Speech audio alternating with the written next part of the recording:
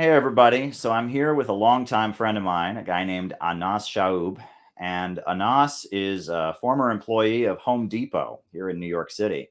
And he actually, I guess you got fired for supporting Palestine. Of course, of course. So, Yeah, I mean, he's gonna tell the story here on the podcast. So I guess he wants to be careful about what he's saying. There is going to be a lawsuit, so he doesn't want to give away all the details of the situation. But he's just going to kind of break down what happened. So go ahead, Anas. What happened? as we all know, October 7th, the Arab-Israeli conflict came to a head.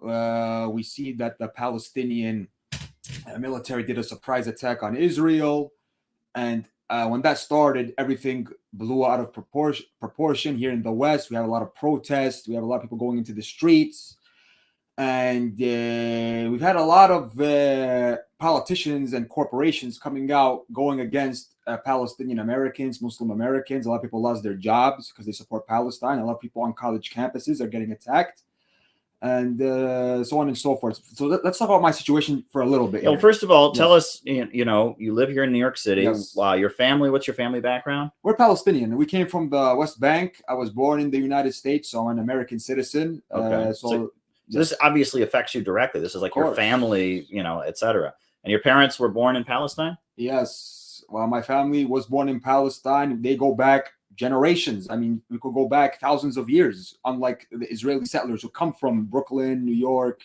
Okay. And how did your parents get to the United States? Well, they came here in the 90s because opportunity. America was a superpower, and there was a lot of opportunity. They came, they worked, they started businesses, furniture business. And how did they get the opportunity to come here, though? I mean, it's not easy to. My grandfather came here. He immigrated here. Okay. In the 60s. Okay. He got the American passport. He had a Lenin's business. Okay.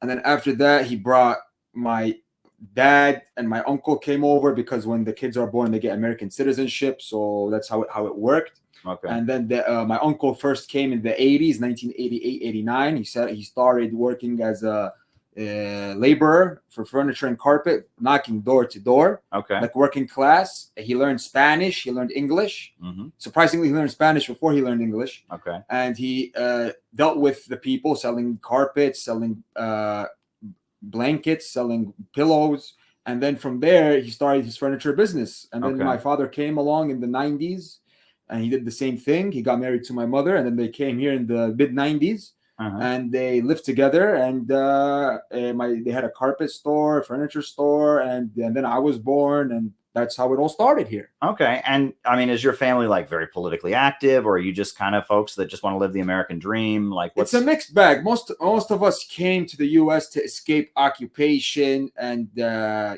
is no freedom in Palestine, no freedom of movement. We just came here so we could live a decent life. We are normal people. Mm-hmm. We do not intend harm on others. We just came to this country like anyone else comes to this country for opportunity, for freedom, to practice our rights, because in America we are told, according to the Constitution, according to the Bill of Rights, as long as you're a good individual, you don't harm anybody, you could have a fair shot to make it in America. Okay. And are you religious? Do you practice your faith? I'm a practicing Muslim, yes. So I pray 5 times a day. I fast Ramadan. I'm not gonna say I'm perfect, but I do practice the 5 pillars of Islam. I'm a Muslim. I take my religion seriously. Okay. So long story short, you're a resident of New York City, and just like probably hundreds, if not thousands of other residents of New York City, you worked at this store called Home Depot. For those watching outside the United States, this is a kind of a hardware store chain. It's widespread around the United States. You worked there. Now, how long have you been working there? 5 years. 5 years you've been there. So this isn't like you just were on your probation period and something went wrong. You were there for 5 years. You've been working at this company, right? And so what happened? So let's start from the beginning. So a few days before my firing, the store manager, I'm not going to say names because it's sensitive to the lawsuit here. I'm trying to get the green, came to me. I was in the break room and people were asking me, my coworkers, because I'm the only Arab in the store, the only Arab. Wow. Now stop there for a minute. Being the only Arab employee at this job, that must be rough, right? Oh, I got a lot of terrorist jokes. Like, for example, let me show you something. I have headphones over here, right? Okay. So you know how these, they stick out sometimes, right? Sure. So when I walk and it sticks out, one of the managers told me, "Do you have an explosive device in your pocket?" Oh, wow. Not funny. Exactly, not funny. Not an appropriate joke. No. Not an appropriate joke. Now imagine this happened to a Jew. "Oh, what do you got? You got stacks of money in your pocket?" This would be played very differently. Sure. Yeah. But because I'm an Arab, and Arabs do not have a lot of political power here in the United States, we are a bullied minority. There are a lot of minorities that got bullied in the past, but but Arabs are the new addition. Muslims are the new addition. Since 9/11, even beforehand, we are the new boogeyman. Okay. So this is just the latest edition of the latest boogeyman. Who knows, 20 years, who's the next boogeyman? But Arabs and Muslims are still boogeyman here in the United States. And this happening in a company like Home Depot, I'm not surprised. Okay. Because Home Depot, like, "Oh, we're an orange-blooded family. We respect everybody. We do this, we do that." And they say orange-blooded family because that's the colors of the store. It's orange, right? Yes. Well, I would call it a prison depot. It's really a prison. That's what it's called, prison depot, slave depot. Right. Because I'm not surprised they chose orange, because they want the workers to be under surveillance 24/7. They want to give you the worst. They want the maximum work for the minimum wage, basically. Sure, right. Which I find hilarious, since the workers do most of the work and the managers chill in the back of the store most of the time, doing nothing but talking and eating Big Macs all day. But anyway, continuing. So this is how my career was in the beginning. I didn't really care because I'm there to work. I don't really care. I have thick skin, whatever. But then when this conflict started, that's when things got a little intense.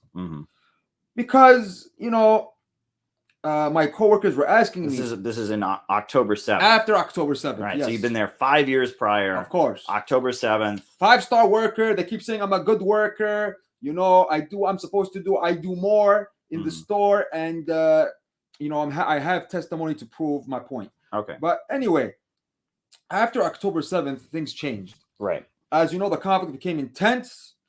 Everything intensified, and I was very angry in the store, about the situation.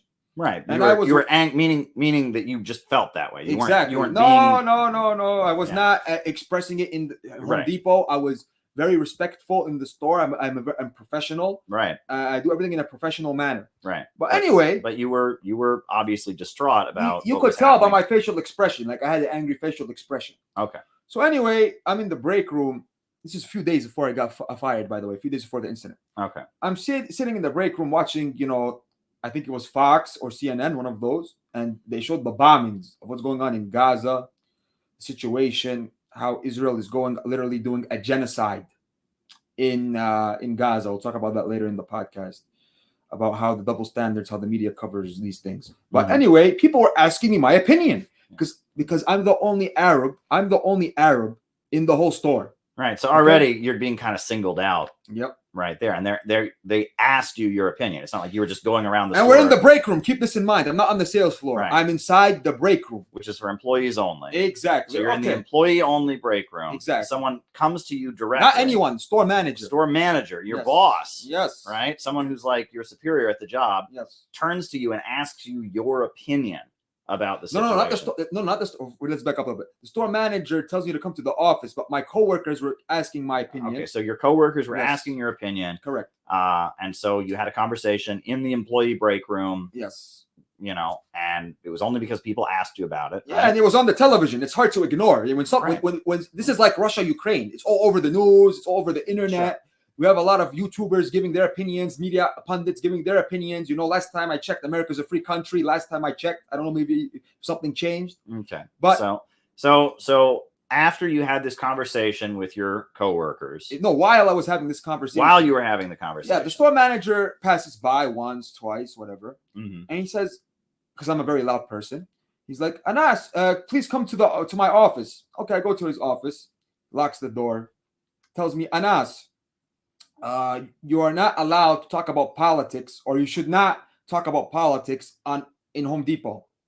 I'm like, "Why is that the case?" He's like, "Take it from me. I'm just giving you advice. And he told me that this looks bad. You're not allowed to talk about politics. This is a corporation.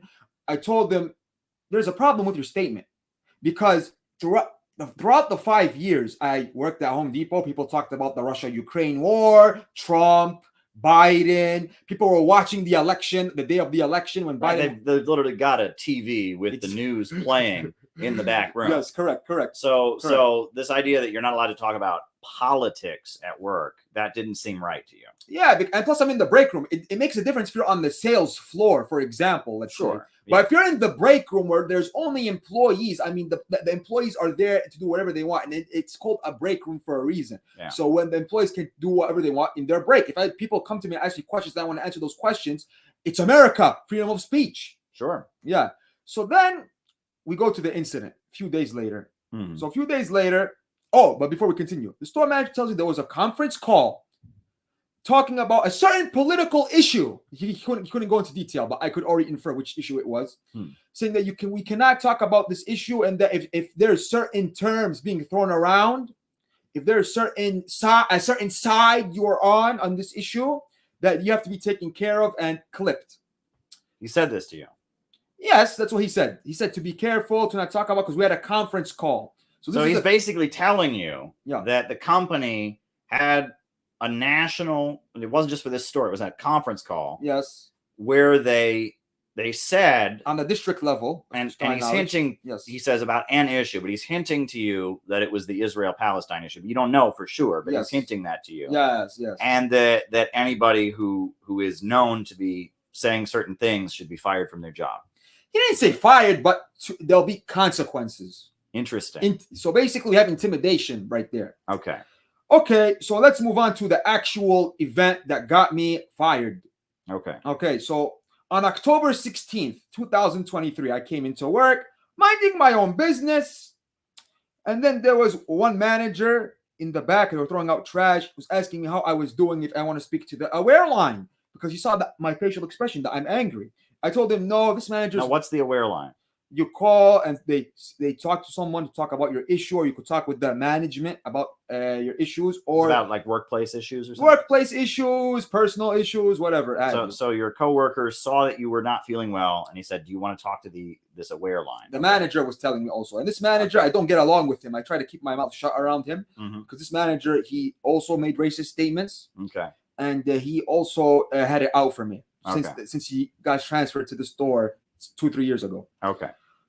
Anyway, on October 16, 2023, I go outside. I have a coworker. He's doing something wrong. He's taking out shopping carts. So you want to get in the wrong place. Your coworker is going against company policy. He's putting the safety of workers in danger because you're blocking the entry to the shop with shopping carts, and he's just not following the protocols, whatever. I tell him, I'm not in the mood today because of what I'm going through. And he starts laughing like it's a joke. And this coworker, I told, look, I'm not in the mood. You have to correct yourself, make my job and your job easier. You're arguing with him about the carts. Exactly. You're arguing with him about the carts in the parking lot. Yes, gotcha. Because if the carts are blocking the entrance, someone can slip, someone can fall, whatever. So you're trying to protect the safety of the customers and workers. Right. That's what the argument's about. It's not about politics. It's about safety. Yes. And then afterwards, I get my supervisor. And when I get my supervisor, right when I get the supervisor, like it was scripted, an undercover cop came out of her vehicle, and that could describe her. You're going to your supervisor about this cart. And when my supervisor came to talk to my coworker, yeah, she comes out of the vehicle like it's a movie. Let's be clear. So you went to your supervisor, yes, right, to talk about this safety issue on the job. And as you're talking about it, an undercover police officer comes out of the parking lot. Yeah, she claims to be an undercover police officer, detective. That's what she claims to be. Okay. Now this is where the story gets interesting. It gets intense. Okay. So she's like, "Oh my God, you're racist. You're doing this because he's Indian." Keep in mind, me and this coworker were both Muslim. He's Bengali, but this racist cop, she's the racist, not me. She's trying to paste racism on me. So she accuses you of being yelling racist at your coworker, arguing with your coworker because he's from India. Yes, even though he's from Bangladesh. Right. So that's a little strange. So your coworker who you're talking to is also a Muslim. Yes, sir. And you're having an argument with him about carts. Yes. And out of the blue, a plainclothes cop, undercover cop reveals themselves. After I bring the supervisor, after you bring the supervisor and says that you were fighting with your coworker because he's from India and he's not even from India. He's from Bangladesh. Yes. And So she's the racist, not me. Well, and she's white, right? No, it's surprising. She looked Dominican. Dominican. Okay. Yes. Right. I don't want to assume, but she was like middle complexion between black and white. I'm just saying she looked Dominican. I'm not sure. Okay. You don't know her ethnicity. Yes. Okay. All right. But anyway, she was being aggressive. She said that she was going to make me lose my job. She threatened my job. So she did that. So I'm also going to see her in court. Okay. She threatened to call the police on me. It's for the police to assault me. And she also basically threatened my reputation. And she was waving her badge in the air like a gun. So I was told by my supervisor to go away from this woman, this detective who needs to be fired. Because if you're an officer of the law, your job is to look at both sides of the story, then solve the issue, not just jump the gun. So this woman saw you having an argument with your coworker. Yes. Ran up to you, started waving her badge around. But if she's a police officer, she would have arrested you or something. I mean, this doesn't even make any. This is an odd thing. Very odd, right? Very odd. Very as strange. if it's scripted from a Hollywood movie. But anyway, yeah. So it's she started waving her badge in the air like this, like, "Oh, look, I have power. I have power. I could destroy your life." Making threats and all of this, but she's. Yeah, that's very strange. Okay, continue with your story. So then I'm called to the office to write a statement. I write a statement, right? They're like, Anas, don't worry. You didn't do anything. And I told my store manager. So who calls you to the office? The management. All the managers. Okay. I'm not going to say names because there's a lawsuit. Yeah. And I'm trying to get my money here. Yeah.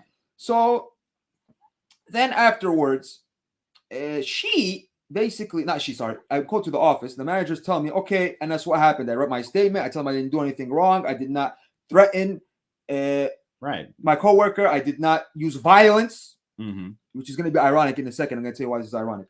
And then afterwards, I'm asked all these questions, and then the store manager comes in the room. Now, before the store manager can even react, I know this later on, the managers go around the store manager, because I know the store manager has like a liking to me, and they called corporate. Once it reaches corporate, the corporate one is looking to fire people after that. Because they don't care about workers. Screw the workers. Yeah. Screw you. Okay.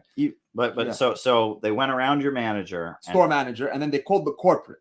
And so corporate got involved because you had this argument in the parking lot. Yes. Okay. So they called you in to make a statement about it. So I made the statement, and your statement made clear I did not use violence. I did not threaten my coworker. I did not say anything racist towards him. I mean, your statement and made the clear. cameras will prove my point. But here's where it gets interesting. Okay. So I'm told after I write my statement, after my coworker comes to write his statement, keep in mind, he has a mental disability, my coworker. Okay. So my coworker was saying that I was screaming at him.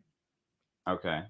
Now, in the state later, he wrote his statement allegedly. I'm going to say allegedly for a reason. You're going to know later what's going to happen. Okay. So afterwards, I get called into the office and I'm told, Anas, you have to go on a administrative leave. When a company puts you on administrative leave, know this: you're done. They're already going to fire you. You're clipped. Okay. So I'm on administrative leave for 4 days. On Saturday, October 21st, 2023, they say that I'm fired. Okay. Not only that I'm fired, they read the termination letter. They said, quote, what Anas did can be interpreted as you threatening and violent. Here's the problem with that. It's either you did it or you didn't do it. Okay. Interpret. I cannot go and call the police and say, oh, I see a person walking near a bank. It can be interpreted as that he's robbing the bank. So their contention was that because you and your coworker had this argument about the cards. Yes. That was somehow could be interpreted as violence, threatening, despite no punches was exchanged, no threats was exchanged. Right, there was no blows. And during the investigation, they called me and they said, "Oh, your coworker said that you threatened him, that you're gonna quote f him up." Here's the problem: my coworker has a mental disability, so I assume, I'm not gonna say this is 100%. I assume that his statement was written by someone else. From the management who wanted to get rid of me. And when I asked to see the evidence, they said, no, you cannot see the evidence. Okay, can I have the badge number of the officer that was threatening me? No, you cannot do that. You have to get into contact with Home Depot legal team. So they violated the law. Okay, so without getting into too much detail, I came on here today because I have enough of this oppression, and it's time to stand up against corporate America. And it's time because Home Depot, they say they're not a racist company. They are racist. They are against Muslims. They are against Palestinians. Right. Well, the owner is. Well, before we get into that, though, yes, you have a lot of documentation and you have a lot of details you're not sharing on here. I have mountains of evidence to prove my point in court. Right. I do not want to expose my hand. Right. Because they gave me gold. They gave me a golden opportunity, and this case will be public, live on television for everyone's entertainment when I win this case. Okay. Yeah. Yes. So let's just make clear that there are a lot of details here that you're not sharing. You're not playing your whole hand here. So, but in addition to that, I mean, we know that the company Home Depot is owned by a guy named Bernie Marcus, who is a big supporter of Israel and of Donald Trump, right? Correct. Okay. So it would make sense for them to have a policy like this, right? Yeah, and also just recently he gave $1 million to AIPAC. So this guy is pro-Israel. And Home Depot sells Israeli-made products. If you go to the hardware section, so to all Muslims, to all Palestinians, to all pro-Palestine advocates, boycott Home Depot. Okay? Screw Home Depot. Okay? These people are racist. They hate Muslims. They hate Palestinians. They are Islamophobic. They treat their workers like garbage. Okay. Okay? It's just putting that out there. Go shop at Lowe's, their competitor. Okay. There you go. Yeah. All right. Well, I mean, I guess this fits in with a lot of things that are happening around the country. Like, we know about at Harvard, they had the faces of all the students who doxing. They're doxing. Yeah, they had this truck with the faces of all the students who were supporting Palestine on display at Harvard University. Correct. And that there's been a lot of this kind of cancel culture going on where they're just trying to destroy the lives of anyone who doesn't support Israel. So it makes sense that this would happen. This is not out of the ordinary, right? Correct. Not that they're trying. They've already destroyed people's lives, Caleb. There are people who got fired from their jobs. Yeah. There are people who lost scholarships. Yes. There are people on college campus that they're being threatened. Okay. And we have people in America, because of the media coverage, 2 Muslims got stabbed. One 6-year-old in Chicago, in Illinois, got stabbed, killed, slaughtered, gone. Right. Because of how Fox News, people like Jesse Waters and Sean Insanity is covering the Arab-Israeli conflict. Sure. And how the Palestinians are the new boogeyman. And the landlord stabbed the 6-year-old like 30 times. Yeah, horrendous hate crime. Yes. And in Texas, a Muslim got stabbed there recently. And you have politicians like Ron DeSantimonious, who is the boot of Israel, who wants to not say we should not take any Palestinian refugees from Gaza to Israel, to Florida. Okay. I tell Ron DeSantis, no problem. Palestinians don't even want to come to Florida. They want to go back to Palestine. Just enforce the UN resolutions. By the way, Ron DeSantis is known to violate the Geneva Conventions in Guantanamo Bay. He was a soldier in Guantanamo Bay. He violated international law. He is a scumbag, and he is a Zionist agent, an Israeli agent. Puts Israel before America. It's ironic. The Republicans keep saying America first, but when it comes to it, they put Israel first. Congress gave $60 billion to Israel to kill Palestinian civilians. Right. And on top of that, meanwhile, the minimum wage is garbage here. We don't have free healthcare. Israel has free healthcare because you pay for it, not the Israeli taxpayer. You pay for it. Free education, free college. Okay. Meanwhile, the roads are trash here. We don't have enough good paying jobs, and our airports are trash. Our infrastructure is trash. Yeah. But we have enough money to give to Israel, but we don't have enough money to end homelessness or free healthcare or to give jobs or to help our communities here at home or to give free fresh water in Flint, Michigan. But we can help Israel. Yeah. Wow. Well, that's a lot. It kind of fits in with now we're seeing that the whole story that we were told after October 7th is falling apart. There were no beheaded babies. That was fake news. Of course. Right. Now we're finding out they weren't raping the hostages. In fact, one of the hostages who got returned says she was treated very, very well. And then she also said the Israeli government gave her a script, to try and say that they had mistreated her, and she didn't read it.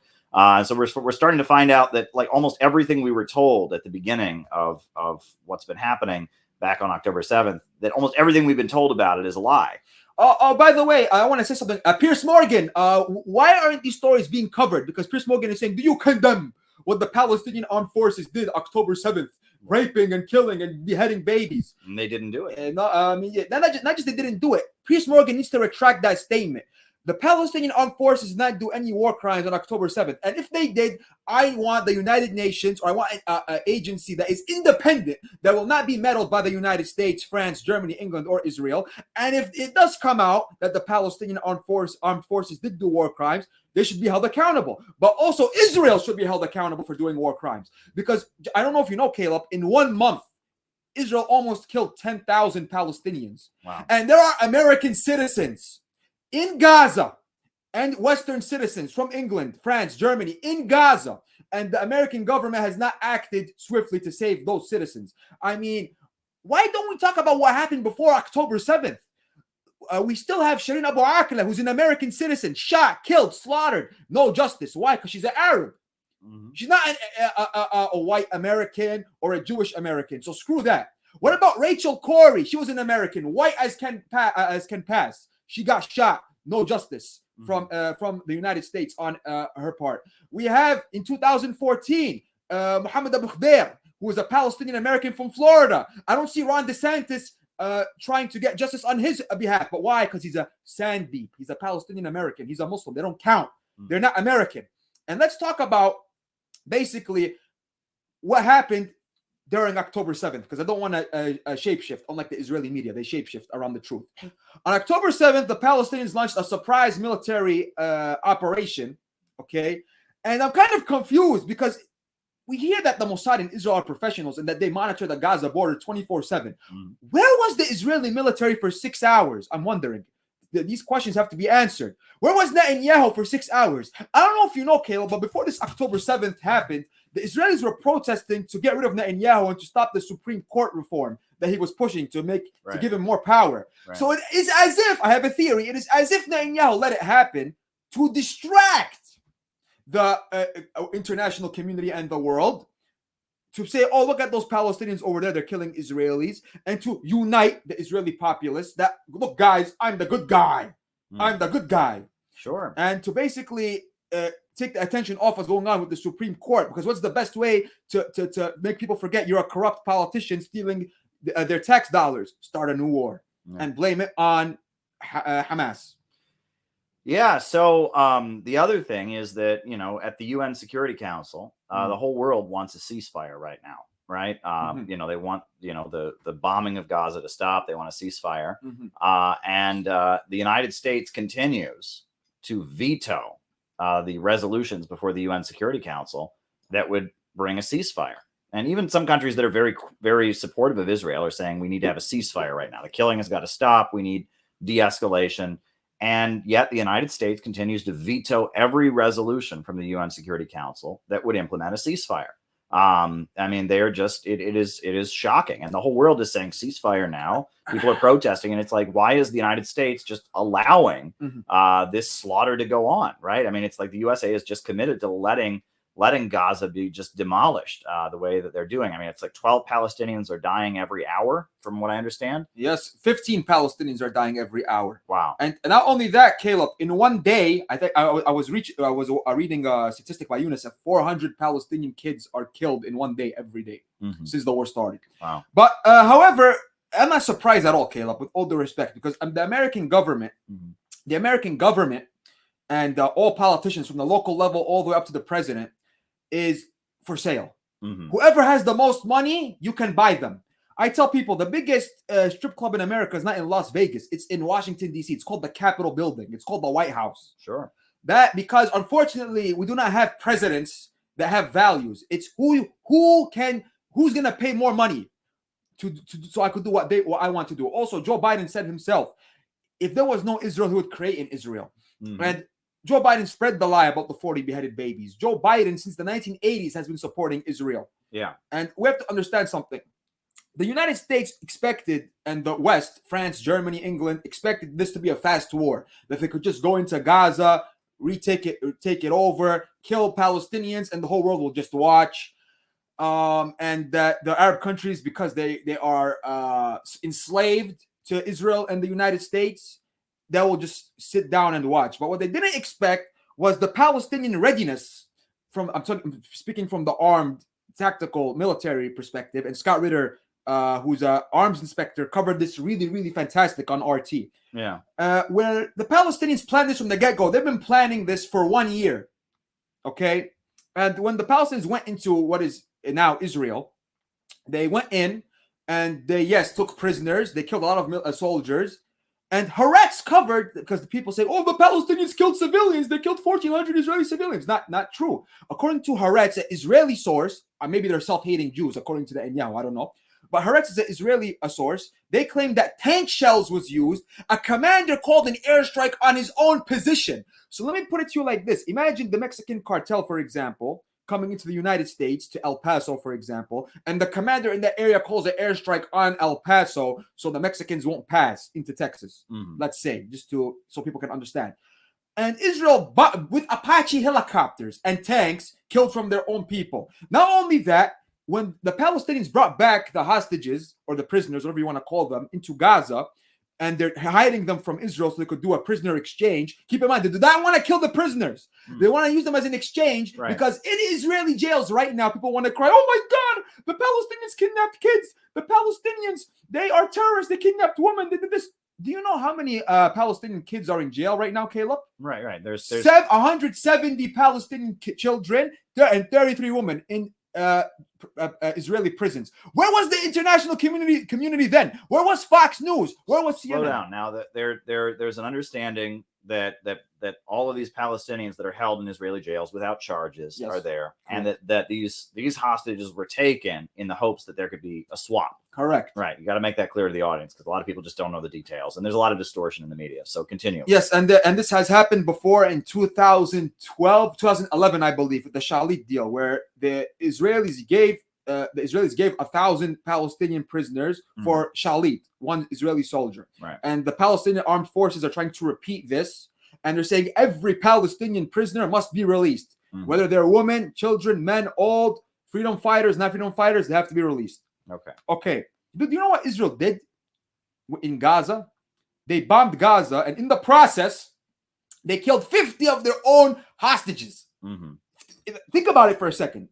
Like imagine, let's play the Israeli narrative here. Yeah. Let's say, for example, the Mexican cartel, they kidnap like 100 or 200 Americans. They go into Mexico and they tell America, look, I don't know, let's say we want to, in exchange for these American prisoners we have, or hostages, you want to get our El Chapo or his son in exchange, and all the Mexican drug dealers or whatever have you. Imagine America says, you know what? No, we're not going to do that. We're just going to bomb Mexico, and we're going to destroy everything and kill everybody, even if it means the American civilians have to die. Also, there's something called the Hannibal Directive. What is the Hannibal Directive? This is a directive by the Israeli military that even if Hamas has hostages, screw it, kill the hostage takers and the hostages. Right. So they kill their own hostages. Yes. And then they blame Hamas for that. Of course. And Hamas said, look, we are willing to exchange the prisoners. Hamas has to protect the hostages from their own government. Can you believe that? They have to protect the hostages from, let me repeat that, so-called terrorist organization by the United States, France, Germany, England, and Israel. That terrorist organization is protecting the hostages from their own government.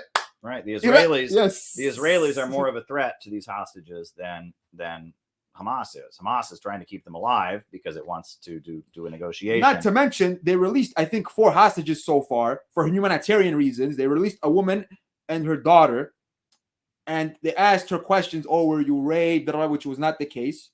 They did not do anything. There's no evidence to prove that. Right. So to people who are saying that Hamas or the Palestinian armed forces raped women and children, that's not the case. And we have mountains of evidence to prove it, unlike what the IDF does. And there's 2 old ladies they released. And the old lady told one of the Hamas militants, shalom, peace. And when she came to in front of the media, she said, these people, they're Muslim. They did not harm us. A doctor was checking us every day. We were getting showers every day, food, which most Palestinians in Gaza cannot get. Imagine, the Israeli hostages are treated like they're in a 5-star hotel compared to the people of Gaza. Anyway, the Israelis, they tried to flip it, saying Hamas, they're terrorists, they oppressed her, whatever. misinformation, basically, because that's what they do. They shapeshift. Sure. They're liars. The Israeli media is lying. Everything that comes out of the Israeli media since 1948 is a lie. Unless they say that Israel needs to be dismantled, everything that comes out is a lie. Yeah. So, continuing, what did Israel do in response? Imagine, Caleb, Egypt. Forget about the borders with Israel. Israel told Egypt, if you allow any aid inside Palestine, in Gaza, we are going to bomb the aid trucks. Imagine, this is not weapons coming from Egypt to Gaza. This is aid. We're talking about medical equipment, food, water, to take the injured out, so on and so forth. And there has been leaked documents. And if you don't believe me, Caleb, it's simple Google search. Leaked documents of Israel's plan to take the Gazans out of Gaza and throw them into the Sinai. A repeat of 1948. And Sisi, even though he's the stooge of the United States and Israel, he's their proxy, he knows the cost, that if this were to occur, correct, he would lose his seat. The Egyptian people will go wild. Okay, the Jordanian King Abdullah even knows that he is very pro-Israel, the King of Jordan. He does not take any actions, just statements, just talking. But he even knows that if this were to happen, there will be an earthquake in the Middle East, and all the pro-Israel American regimes will fall like dominoes. That's why they are keeping the Rafah crossing closed. So when we hear people say, why isn't Egypt not helping? Why isn't Jordan not helping? Even though, yes, they should help. They should do more by sending their armies into Israel. I agree. Send their armies in. But because they know once they open the Rafah crossing and the Palestinians going to Sinai, it's game over. Israel will not give up that territory. And plus, Netanyahu said that my objective is to destroy Hamas, eliminate Hamas. I have a question. How is killing 10,000 Palestinian civilians out of this 10,000? Do you know how many Hamas members they killed, Caleb? No. Only 13 members. Wow. I think Netanyahu created more Hamas. Hamas doesn't need to run any advertisement anymore. These Palestinian kids will grow up and they'll be like, I want revenge on Israel. And there'll be more October 7th. Thank you, Netanyahu. You did a good job. You said you wanted to destroy Hamas. You failed epically. You created the next generation of Hamas. Okay, Caleb, let me tell you, there was a picture. There was a lot of graphic pictures I've seen on the media. We've seen dead kids. We've seen whole families wiped out. We've seen about 30 journalists killed, especially Al Jazeera. Walid al-Dahdoux, his wife killed, his grandkids killed, his kids, most of them slaughtered, gone, destroyed. And we have hospitals bombed and destroyed. Okay? We have churches being destroyed. So where are the Christians in the United States, evangelical Christians? It was a Christian hospital, the Baptist hospital. Yes. Right. Apparently Hamas was there. I don't know. Hamas is everywhere, man. Now Apparently they're trying to say that they blew up their own hospital or something. It's ridiculous. They're saying that a rocket destroyed the hospital, a misfiring, which is not true. Which a bomb fell from the sky. I don't know. Maybe I don't know when did Hamas get bombs from the United States. Someone update me. Yeah. But the bomb came from the sky. I don't know how physics works. I think Hamas rockets go up like this and then they attack Israel. They don't go the opposite. Last time I checked, only Israeli bombs do that. Ridiculous. It's very clear Israel did it. So of course, and even the propaganda minister said, "Oh, we bombed the hospital because there was Hamas there." So if you're gonna lie, can you stick to it, please? Stop shape-shifting. These people, they keep changing the lie. I can't even keep track of lies that they say, Caleb. Yeah. I mean, they are the masters of deception. These people. Yeah. But let's talk about also, what's going on in the West Bank. Do you know what's going on in the West Bank, Caleb? I mean, people like to blame Hamas, but let's imagine a world where there is no Hamas. Right. You know what it's called, Caleb? The West Bank. Sure. There is no Hamas in the West Bank. And you know what Israel did in the West Bank? What's going on right now? Shooting. Palestinians are being kidnapped, urinated on, taken to prison. There is a place in Palestine called Mafsir Yatta in the West Bank. The Israelis evicted 150 Palestinians from their land, and there's like, okay, now this is a settlement. We have settlers giving out messages in Palestinian towns and villages saying, if you do not go to Jordan in 24 to 48 hours, we will kill you. We will do another Nakba. So to blame this conflict solely on Hamas is a joke. Yeah. Okay? Because why was Hamas created? Because of the actions of Israel. As a matter of fact, in 2019, Netanyahu said, we need Hamas because we need a boogeyman. We need a boogeyman, just like the United States needed Saddam Hussein and Gaddafi as boogeyman to stay in the Middle East, and Bashar al-Assad as boogeyman to stay in the Middle East. They need Hamas as a boogeyman so they could keep oppressing the Palestinians. All right. Well, I'm very curious to see how this turns out. I'll be paying attention to your case, and I'm going to, obviously let other people know about your case. I think there's going to be a lot of interest in this. The fact that someone can lose their job just for their position when, just for how they feel in their personal life about what's happening to their homeland and their people. So thank you. We need to just say 2-3 things, and we're gonna end it. Okay. People have to fight economically, politically, and legally in America because our freedom is under attack. France and Germany banned the Palestinian flag. We have to fight for our freedom, because if you don't fight for it, you will lose it. Sure. And companies that support Israel need to be boycotted.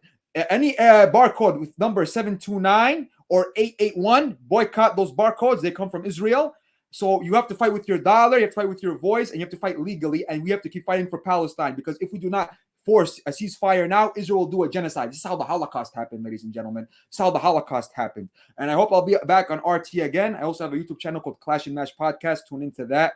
And I hope I'll be back on RT again to discuss live about my case. Sure. I'm going to let as many people know about your case as well. Okay. Like I said, there's going to be a lot of interest in your case, I think, because it fits in with the whole pattern of what's going on, where people's right to have their political opinion, if it goes against the mainstream media, they get silenced. So thanks for talking to us today, Anas. Anytime, Caleb. Anytime. Absolutely. Thank you. You have a nice day, Caleb. Yep.